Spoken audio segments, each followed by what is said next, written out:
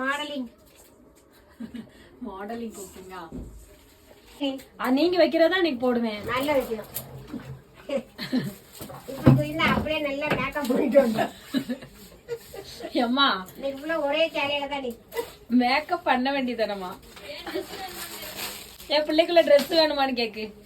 கொண்டா ஓர எல்லாரும் காணுமா? போதும் போதும், யார் சாப்பிட போறா?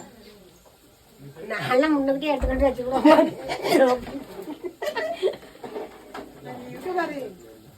இன்னைக்கு மச்சான் சாப்பாடு லேட்டா தானே சாப்பிடுறோம். கருவேப்பிலை மல்லியல எல்லாம் எடுத்துட்டு எல்லாம் எடுத்துட்டு வரணுமா? எல்லாம் முன்னுக்கிட்டே ரெடியா எடுத்து வச்சுக்கணும். அதான் ஒண்ணுக்கு வேலையாக கூடாது. நான் எந்த நேரம் ஒண்ணு பார்க்க எத்தனை நேரம் ஒண்ணு இல்லைன்னா சமையலுக்கு இவ்வளவு தேவையா? நீங்க பண்ற சமையலுக்கு என்ன இந்த சேர்ந்தானே கேட்டா எடுத்துக்கோ. வேற என்ன மாதிரி மசாலா அங்கே இருக்கு பாரு.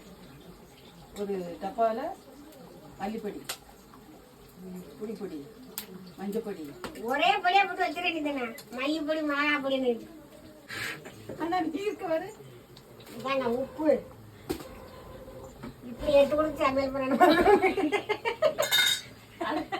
அப்பப்ப எடுத்து கிணத்துல வச்சு தூர வச்சிடணும். இங்க அடுப்பு நிறைய இருக்கக்கூடாது. முன்னகிட்டே எல்லாம் எடுத்து பக்கத்துல வச்சுக்கணும். சமையல் பண்ணாலும் ஊர்ல இருந்து வந்தாலும் பராமரி.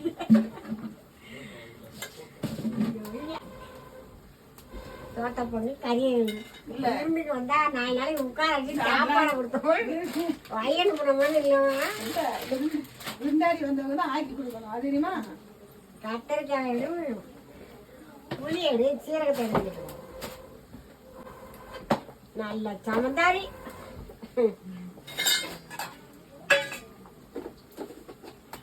அப்பப்ப எடுத்து வச்சு தூரம் ஊரு இருக்கா?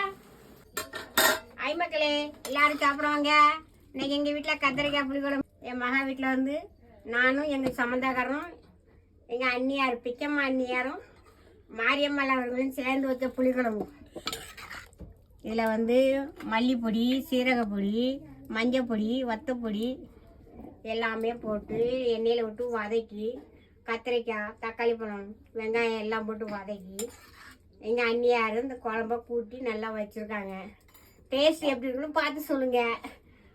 பாய் மக்களே, வணக்கம், குட் நைட்.